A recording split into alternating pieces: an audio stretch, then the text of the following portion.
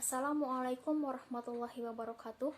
Perkenalkan, kami dari kelompok 2, mata kuliah profesi kependidikan yang beranggotakan Siti Sarah Dania Nabila, Ilma Khairun Nisa, Alifia Mutiara Safina Larasati, Tartila Fitrianisa, dan saya sendiri Desita Nuriyah. Pada kesempatan kali ini, kami akan mempresentasikan materi mengenai komponen-komponen dalam sistem pendidikan di Indonesia. Untuk materi yang pertama, akan disampaikan oleh saya sendiri. Pengertian sistem pendidikan di Indonesia. Dalam bab 1 pasal 1 Undang-Undang Sisdiknas nomor 20 tahun 2003 disebutkan bahwa sistem pendidikan adalah keseluruhan komponen pendidikan yang saling terkait secara terpadu untuk mencapai tujuan pendidikan nasional. Dari bunyi pasal ini dapat diketahui bahwa pendidikan adalah sistem yang merupakan suatu totalitas struktur yang terdiri dari komponen yang saling terkait dan secara bersama menuju kepada tercapainya tujuan. Pendidikan sebagai sistem adalah seluruh komponen yang ada dalam pendidikan seperti lingkungan, masyarakat, dan sumber daya dapat bekerja sama dalam mencapai tujuan pendidikan nasional, yang dalam implementasinya dapat dilihat dari aspek-aspek sistem, yaitu input, proses, output. Dan hasil akhir dari output dapat memberikan umpan balik terhadap input dan proses, sehingga dapat diketahui hasil akhir tujuan pendidikan. Sekian dari saya, materi selanjutnya akan disampaikan oleh Ilma Khairun Nisa. Perkenalkan, nama saya Ilma Khairun Nisa Iwani, NPM 192122013. Di sini saya akan menjelaskan tentang tujuan dari sistem pendidikan di Indonesia. Sistem pendidikan nasional telah diatur oleh undang-undang dan disahkan oleh Presiden Megawati Soekarno Putri pada tanggal 8 Juli 2003. Menurut Undang-Undang Nomor 20 Tahun 2003, Pasal 3 tentang Sistem Pendidikan Nasional, tujuan pendidikan nasional adalah untuk mengembangkan potensi peserta didik agar menjadi manusia yang beriman dan juga bertakwa kepada Tuhan Yang Maha Esa, berakhlak mulia, sehat, berilmu, cakap, kreatif, mandiri, dan menjadi warga negara yang demokratis serta bertanggung jawab. Tujuan pendidikan nasional sesuai dengan TAP MPRS nomor 26 MPRS 1966 tentang agama, pendidikan, dan kebudayaan. Maka dirumuskan bahwa tujuan pendidikan adalah untuk membentuk manusia Pancasila sejati berdasarkan pembukaan Undang-Undang 1945. Selanjutnya, dalam Undang-Undang Nomor 2 Tahun 1989 ditegaskan lagi bahwa pendidikan nasional bertujuan untuk mencerdaskan kehidupan bangsa dan juga mengembangkan manusia Indonesia seutuhnya, yaitu manusia yang beriman dan bertakwa kepada Tuhan Yang Maha Esa, berbudi pekerti luhur, memiliki pengetahuan dan keterampilan, kesehatan jasmani dan rohani, berkepribadian yang mantap dan mandiri, serta rasa tanggung jawab kemasyarakatan dan kebangsaan. Berdasarkan hal tersebut, Indonesia lebih cenderung mengutamakan sikap sosial dan religius dalam pelaksanaannya. Hal ini sesuai dengan sila ke-1, yaitu ketuhanan Yang Maha Esa, di mana sikap spiritual dan pengakuan terhadap Tuhan Yang Maha Esa. Tresna Sasrawijaya mengungkapkan tujuan dari suatu pendidikan adalah terampil dalam memecahkan masalah, kesiapan jabatan, keterampilan dalam menggunakan waktu senggang secara membangun, dan lain-lain. Perlu diingat bahwa harapan setiap peserta didik itu berbeda-beda. Sementara itu, tujuan pendidikan berkaitan dengan segenap bidang studi dinyatakan lebih spesifik.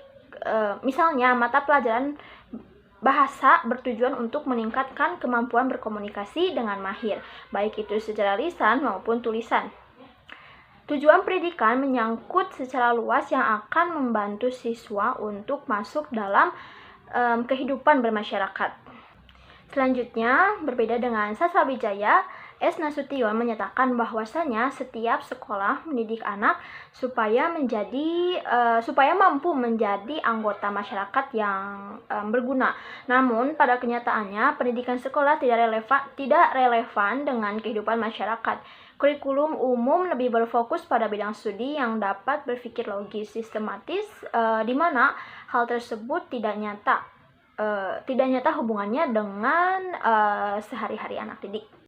Materi selanjutnya akan dijelaskan oleh rekan saya. Nama saya Tartila Fitrianisa, NPM 1921222030 dari kelas A.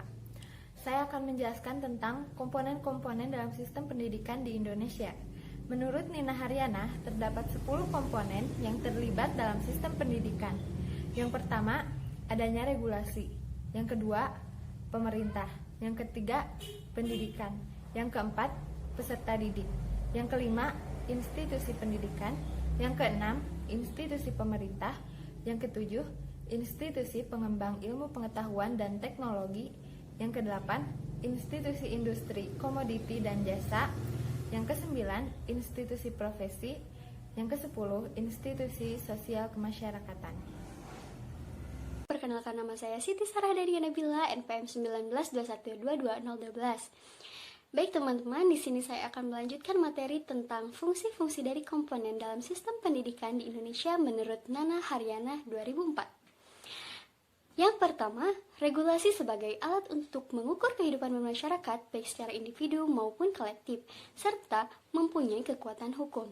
Yang kedua, pemerintah dalam halnya bertugas untuk menyelenggarakan kegiatan pemerintah dalam wilayah hukum tertentu, membuat dan melaksanakan undang-undang dan aturan-aturan lainnya, mengawasi jalannya undang-undang dan aturan yang telah ditetapkan, menindak secara adil dan tegas bagi pelanggar undang-undang dan aturan tersebut. Tiga, yaitu pendidik bertugas menyelenggarakan kegiatan belajar mengajar. Secara moral harus bertanggung jawab terhadap kegiatan pendidikan dan pengajaran. Yang keempat, yaitu peserta didik harus bertanggung jawab memahami serta mengamalkan ilmu pengetahuan serta keterampilan yang telah diberikan. Yang kelima, institusi pendidikan berperan sebagai tempat atau sarana. Yang keenam, institusi pemerintahan mempunyai tugas untuk menjadi sarana dalam menghasilkan regulasi serta memberikan peluang bagi lulusan atau hasil dari institusi untuk ikut berperan dalam proses pembangunan.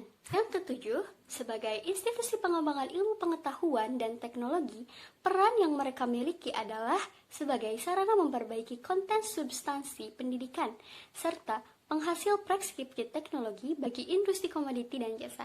Kedelapan, yaitu peran institusi komoditi dan jasa cukup penting, yakni sebagai konsumen preskripsi teknologi yang menghasilkan tempat bagi lulusan instansi pendidikan untuk menghasilkan komoditi dan jasa. 9, yaitu countervailing power. Peran dari institusi profesi yang menggabungkan kekuatan dari institusi pemerintah, institusi pendidikan, dan institusi komoditi dan jasa. Ini berperan sebagai memberikan sarana bagi lulusan institusi pendidikan untuk berekspresi dalam lembaga.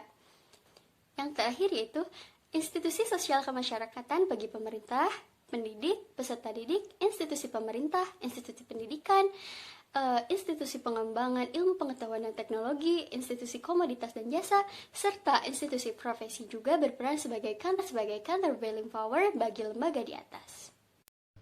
Saya akan menjelaskan materi selanjutnya, yaitu penerapan atau implementasi komponen-komponen sistem pendidikan di Indonesia yang agar tujuan dan fungsinya dapat terlaksanakan dengan baik dan sesuai rencana. Yang pertama adalah pembiasaan. Di sini pengertian pembiasaan adalah untuk menanamkan kebiasaan pada peserta didik agar dapat membentuk otak yang baik bagi mereka. Maka hendaknya pembiasaan dilakukan secara terus-menerus agar pembiasaan tersebut dapat terjadi secara otomatis. Yang kedua adalah pengawasan. Aturan-aturan dapat ditaati dengan baik apabila pengawasan dijalankan secara terus-menerus. Namun hendaknya dikurangi seiring dengan berkembangnya kedewasaan peserta didik. Yang ketiga adalah perintah. Perintah agar lebih mudah ditaati dan dipahami, hendaknya memerlukan syarat-syarat berikut ini. Yang pertama adalah perintah harus diberikan dengan secara singkat dan jelas agar membuat peserta didik mudah memahaminya. Yang kedua adalah perintah disesuaikan dengan kesanggupan berdasarkan kemampuan dan usia. Yang ketiga, sesekali perlu mengubah nada perintah menjadi permintaan dan diupayakan untuk tidak melebih-lebihkan perintah.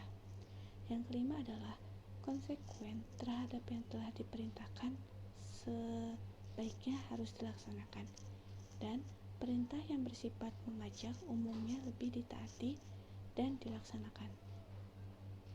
Yang keempat adalah larangan. Larangan biasanya dilakukan apabila peserta didik melakukan sesuatu yang membahayakan atau merugikan. Dan yang kelima adalah ganjaran. Dapat berupa bahasa tubuh, barang, atau mimik seseorang untuk menunjukkan apresiasinya. Dan yang terakhir adalah hukuman. Hukuman harus ada hubungannya dengan kesalahan, harus disesuaikan dengan kepribadian anak, dan harus adil. Pendidik juga diharuskan untuk memberi maaf apabila hukuman sudah selesai dijalankan.